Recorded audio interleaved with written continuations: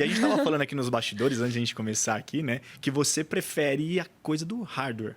Que é coisa palpável, uma coisa mais tangível. Exatamente, Né? eu sempre gostei mais dessa área, inclusive eletrônica, sempre foi uma grande paixão. É até engraçado eu ter ido para essa coisa do metaverso, mas é porque também eu entendo que quando a gente pensa em metaverso no futuro, por mais que seja uma experiência virtual, imersiva, ela obviamente vai estar muito conectada com o nosso corpo também.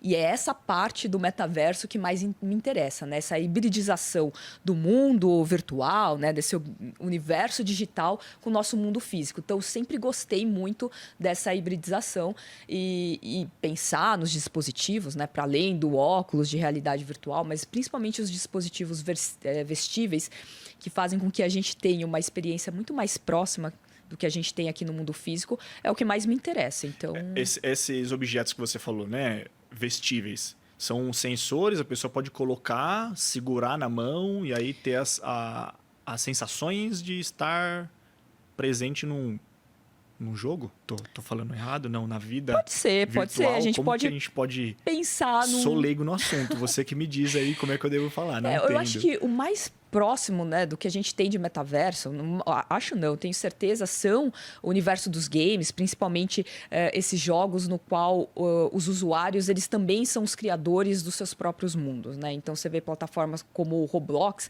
no qual você tem milhares de crianças criando seus próprios games, né, dentro dessa plataforma, né, que você consegue construir isso. Isso que a gente tem de mais próximo de metaverso, né, que são essas experiências virtuais. Quando a gente pensa em metaverso, não é que existe um metaverso, né? Quando a gente pensa na ideia de metaverso, é basicamente essa interligação em rede de vários tipos de universos virtuais diferentes que eles acabam interagindo entre si, né? Por isso que um dos conceitos importantes é o que a gente chama de interoperabilidade, que é justamente quando a gente tem esses universos realmente trabalhando juntos, a gente conseguindo fazer coisas em vários deles e não somente eles, né? Então, por exemplo, se eu tiver uma roupa dentro de um metaverso X, eu poder levar a minha roupa para o metaverso Y. Então, a gente pensa aí numa rede de metaversos, né? Não um mundo ali fechadinho no qual a gente vai entrar e tá tudo certo, né? Eu acho que o que é importante no metaverso é essa experiência que ela é digitalizada, né? Na verdade, ela é virtual, mas ela está muito atrelada também ao nosso universo físico. Então, quando a gente pensa assim, o Second Life, ele era um metaverso, a gente pode dizer que era uma espécie de metaverso, mas ele está muito relacionado a uma vida, uma outra vida. E quando a gente pensa e fala de metaverso hoje, né, que eu acho que isso que é o mais potente, é que as coisas que a gente faz aqui fora influenciam a nossa vida virtual e vice-versa, né? Então, essa hibridização. Então, quando a gente pensa em, por exemplo, vestíveis, que podem ser coisas muito básicas para captar o nosso batimento cardíaco, sacar como que está o nosso estado emocional, que seja reconhecimento facial ou movimento muscular que a gente consegue captar, né? Essa mensagem. Sensores, alguma coisa. Sensores que captam, né? Essa corrente elétrica quando a gente faz o movimento do músculo, tudo isso ele pode ser captado. E esse é o problema, porque pode gerar dados muito reveladores, né? Diferentes dos dados que a gente tem hoje. Também. Tem essa questão que é muito complicada, mas ao mesmo tempo isso faz com que a nossa experiência dentro desses metaversos possa ser muito mais interessante, muito mais próxima ao que a gente tem na interação muito mais aqui. Real, né? Exatamente. Se aproxima do batimento cardíaco, você vê, tá cansado, tá não sei o quê. Você tudo, né? Ondas, né, eletromagnéticas, para a gente entender também os nossos estados mentais. Então, a gente pode, né, ter sensores de vários tipos, captando vários dados nossos, que, como eu disse, pode ser muito perigoso, mas também pode deixar a nossa experiência muito mais interessante, muito mais fluida e muito mais próxima do que a gente tem. Então, quando a gente pensa em futuro de metaverso, não é que a gente vai estar com um monte de óculos, né, loucão. Na verdade, vai ser uma coisa muito mais tranquila, pode ser algo parecido com o meu óculos, que vai estar integrando a nossa realidade aqui com a de lá. Então, eu prefiro até muito mais realidade aumentada, tipo o Pokémon GO. Que eu acho muito mais interessante do que você realmente estar num universo à parte. Cara. Então, eu acho que isso que é bacana, sabe? De eu poder tocar, por exemplo, no seu avatar Sim. e você sentir. De eu poder te dar um beijo, por exemplo, e sentir também que é o que aconteceu, né? A gente viu que rolou o primeiro beijo aí desses universos virtuais. Então, a gente vai conseguir ter experiências muito próximas ao que a gente tem aqui. E essa é que é a parte interessante, né? Porque eu imagino que as pessoas ficam muito... mas a gente vai entrar no nosso computador, Não, é vai meio ficar doido, ali. assim. Às vezes Não, começa a vez falar, caramba, é meio maluco. Primeiro você fala, como é que eu vou, né?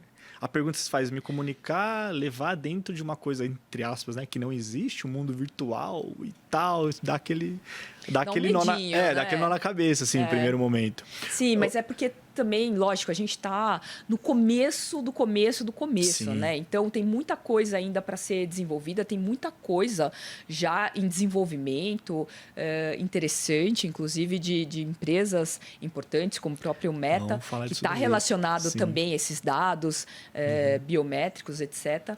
Mas eu acho que quando a gente pensa, né, em futuro do metaverso, é isso. A gente vai ter experiências muito próximas e a gente não vai ter a separação do que é real, né, no nosso mundo físico, Vamos ver, do virtual. E boa Total. parte das nossas interações sociais, daqui a pouquinho, vão estar atreladas a algum tipo de metaverso. E quando eu digo em metaverso, assim, é quase pensar... Hoje, quando a gente entra no site de uma empresa, no seu site, no meu site, a gente tem uma experiência 2D. É basicamente como se a gente tivesse sites tridimensionais. Então, a gente vai ter uma infinidade de metaverso. Você pode criar o seu metaverso. Eu posso ter o meu metaverso. Então, a gente vai poder possibilitar essas experiências muito mais interessantes, inclusive possibilitar novas formas de experiência do qual a gente mal imagina hoje. Sim. Então, isso que vai ser legal, né? Eu acho que é importante a gente pensar que não é que a gente vai entrar num mundo aí desenvolvido pelo Mark Zuckerberg e essa vai ser a nossa vida. Não, Sim. acho que a possibilidade de criação de comunidades é muito mais legal. Show de bola. Ô Rita, a gente fez uma enquete nas nossas redes sociais, né? E inclusive vou até deixar já o convite para vocês aí que tá acompanhando pelo YouTube e pelas plataformas de áudio, para seguir lá, @NoLucroCNN, TikTok, Twitter e também lá no Instagram, que lá tem conteúdo todo dia, que a Sandra, né, a dona proprietária desse podcast aqui, posta lá pra gente. E rolou a seguinte enquete. Vamos lá no nosso telão aqui, ó. Rolou lá no Instagram. Você entende o que é o metaverso? 35% das pessoas responderam que sim e 65% responderam que não. Grande maioria. Para uma pessoa leiga, Rita, o que é o metaverso? Pois é, essa é uma questão complicada, porque eu me colocaria, inclusive, em quem não entende, porque é um conceito que ainda, obviamente, está em construção, inclusive em disputa, né? Então, lógico... Como assim, disputa? Em disputa de interesses mesmo, né? Do que é o metaverso, quem vai ter, quem que vai definir como ele vai ser no futuro, e a ideia é que o monopólio desse negócio, quem vai tocar esse negócio, entendi. E o mais interessante é quando a gente pensa nos metaversos abertos, baseados em blockchain, nem vou entrar nisso agora. Calma aí, vamos por partes. Vamos por partes, mas assim, eu digo isso porque quando a gente começa a pensar em metaverso, vem muito na cabeça, né, quando essa palavra surgiu, que foi num livro importante, né, do Neil Stephenson, que é o Snow Crash, o Nevasca. E ele ali descreve, digamos, o primeiro metaverso. Lógico que na ficção científica a gente teve vários outros metaversos que foram... digamos, imaginados, mas basicamente quando a gente fala de metaverso hoje é isso, é uma rede de mundos virtuais que se conectam entre si e que podem, e que estão, né, muito relacionados à nossa vida aqui hoje.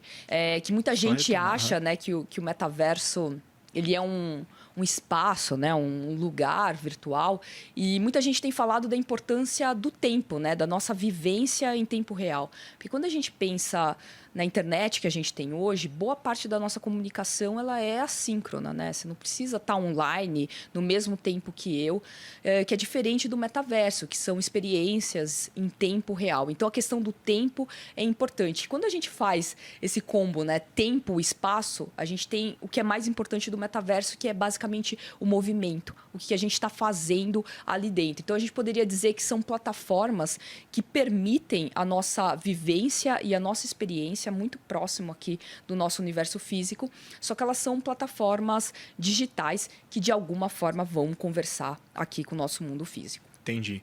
Para uma pessoa leiga, como é que eu acesso o metaverso? É tipo login e senha?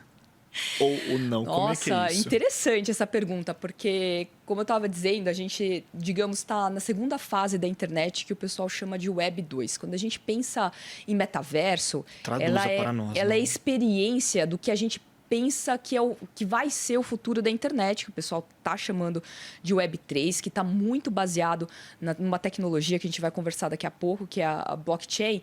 E, basicamente, o que acontece é que, assim, na Web2 ficou muito conhecida a parte da nossa participação enquanto produtores de conteúdo, né? As redes sociais é um trunfo muito importante. E aí a gente acessa as redes sociais exatamente como você falou, né? Login, senha, muitas vezes a gente tem zilhões de logins e senhas Face diferentes. ID, digital, que a gente, sei lá. esquece e etc. Mas quando a gente pensa em um Web3 e na possibilidade da gente realmente ser proprietário das coisas que a gente tem digitalmente, porque, por exemplo, você tem lá o seu perfil no Instagram, ele não é seu, né? Ele é do Meta. Se o Meta quiser derrubar dia para noite o teu Instagram, o Instagram de uma maneira geral, acabou, você Já não era. tem aquilo.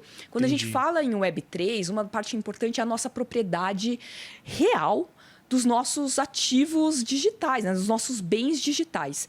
Então, o que é importante quando a gente fala de Web3 e quando a gente pensa nessa internet descentralizada são as nossas carteiras digitais. Então, basicamente, o nosso login vai ser através das nossas carteiras digitais que a gente vai utilizar esse mesmo login, essa mesma carteira, para várias plataformas diferentes. Então, é isso que se pensa para o futuro. Então, a gente vai ter ali uma carteira digital e aí eu posso entrar em diferentes metaversos.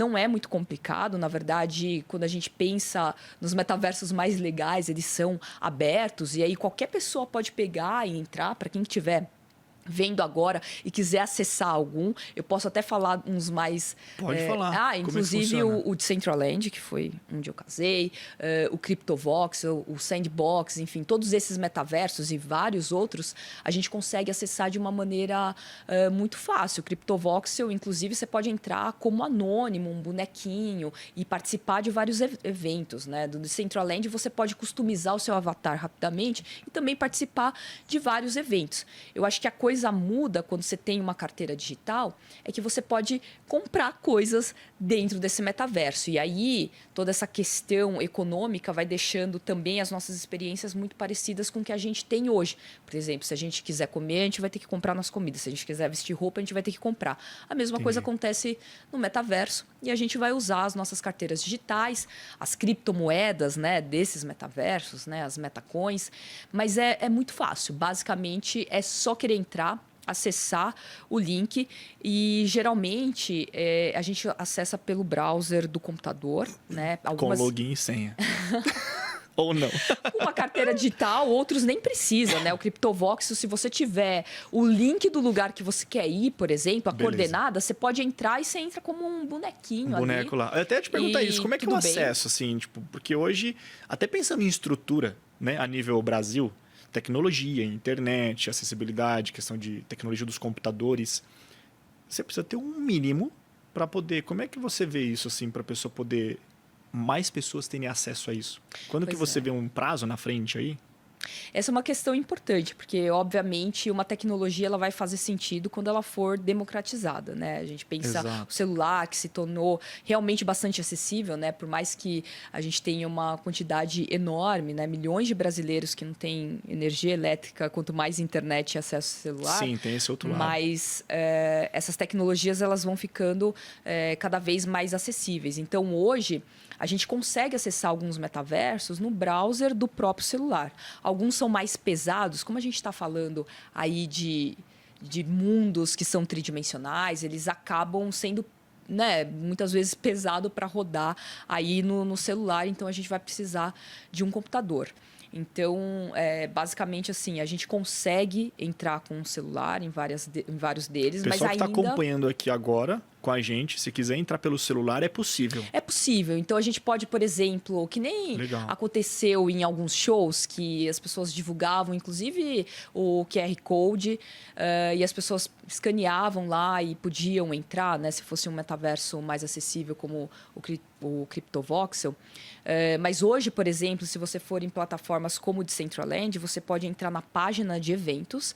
Eles vão ter lá todos os eventos que vão acontecer, os que já aconteceram. Tipo uma agenda? É, tipo uma agenda, e aí você pode ir lá, go to, e aí você é teletransportado para a coordenada onde está aquele terreno que está acontecendo aquela experiência. Aquela coisa. Exatamente. Então, por exemplo, se alguém quiser agora, nesse exato momento, entrar, por exemplo, na página de eventos do Decentraland, decentraland.org, acho que deve ser /events, enfim, deve ser alguma coisa nesse sentido, mas só colocar aí num buscador fica fácil, você pode escolher algum evento e pular diretamente para lá. Se ninguém tiver carteira digital, tudo bem, você pode entrar como convidado, você faz uma configuração muito básica do seu avatar, com roupinhas, cabelinhos default.